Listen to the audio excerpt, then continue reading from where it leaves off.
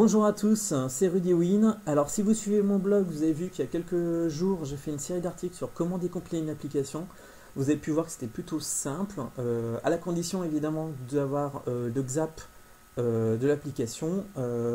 Auparavant, c'était difficile d'espionner ce qui se passait sur le marketplace, de récupérer l'URI vers le XAP, de le renommer en .zip, et ainsi on avait accès à l'ensemble des DLL qui étaient dedans. Les choses ont changé puisqu'il y a quelques jours, l'équipe du Marketplace a indiqué que les applications étaient maintenant encryptées. Donc on va vérifier ça ensemble tout de suite. Donc pour ça, je vais me munir de quelques accessoires. Donc mon téléphone, que vous ne voyez pas mais que j'ai dans la main, de l'application Fiddler qui va servir de passerelle entre mon téléphone et les serveurs et Internet et les serveurs Microsoft. Donc en gros, pour résumer, toutes les requêtes que mon téléphone fait vont passer par mon PC et mon PC va se connecter via le Wi-Fi à Internet. Donc je vais pouvoir donc facilement espionner tout ce qui se passe. Donc par exemple, je lance Internet Explorer et que je vais sur Bing, on va tout de suite voir, voilà, une requête Bing qui passe. Là je suis sur mon téléphone et je vois l'ensemble des requêtes qui passent.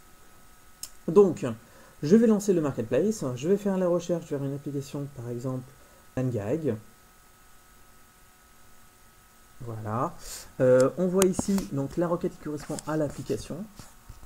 Donc là, le contenu des données est gzippé, donc on demande juste à Fiddler de dézipper tout ça. Et donc on voit, alors je vais mettre en affichage RAW, qu'on télécharge un XML qui contient pas mal de choses, notamment ici on reconnaît la description de l'application. Et donc on va se mettre en vue XML, on va regarder ce qu'il y a dedans.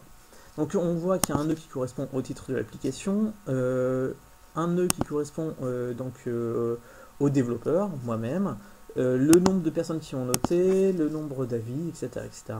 Ici, on voit l'ensemble des screenshots. Ici, donc l'ensemble des prix. Donc l'application est gratuite. Si je fais, par exemple, une recherche vers une application payante, mais qui a une version d'essai, on verra deux offres, l'offre gratuite version d'essai et l'offre payante. L'image background pour le marketplace potentiellement. Et donc ici, on voit un lien vers le XAP. Alors ce lien vers le XAP, on le voit uniquement lorsque l'application est gratuite ou si celle-ci a une version d'évaluation. Si l'application est uniquement payante, à ce moment-là, le lien ne sera pas visible. Il sera visible qu'au moment du paiement. Donc nous, dans notre cas, ici, l'application est gratuite, donc on voit bien le lien vers le XAP. Je vais juste copier ce lien-là, aller vers mon navigateur Internet préféré, Internet Explorer, et demander qu'il télécharge donc cette application. Voilà, j'enregistre sur le disque dur, j'ouvre le répertoire, et donc ici on retrouve l'application Langag, sans extension, on renomme tout ça en zip, et on va regarder si on arrive à l'ouvrir. Voilà, grosse surprise pour ceux qui ont déjà essayé auparavant, c'est que on n'arrive plus à ouvrir le zip. Alors pour vérifier, ici j'ai une autre application que je suis en train de développer qui s'appelle Wikipédia, qui va sortir dans les jours qui vont venir. Donc ici c'est mon XAP, j'ai juste renommé en zip, et si on l'ouvre, on voit qu'on a l'ensemble des DLL, des images, l'ensemble des icônes, etc., etc. Donc on va juste, histoire de comparer, bon, c'est pas l'idéal, on va le faire avec notre base plus. Ici on voit que le header c'est PK, c'est l'identifiant pour signifier que c'est un fichier zip. Normalement, si on regarde ce qu'on a ici, on ne devrait donc pas avoir PK. Et ce qui est le cas, puisqu'on a prêt qui est une identifiant, voilà, totalement autre chose, c'est tout sauf un fichier zip.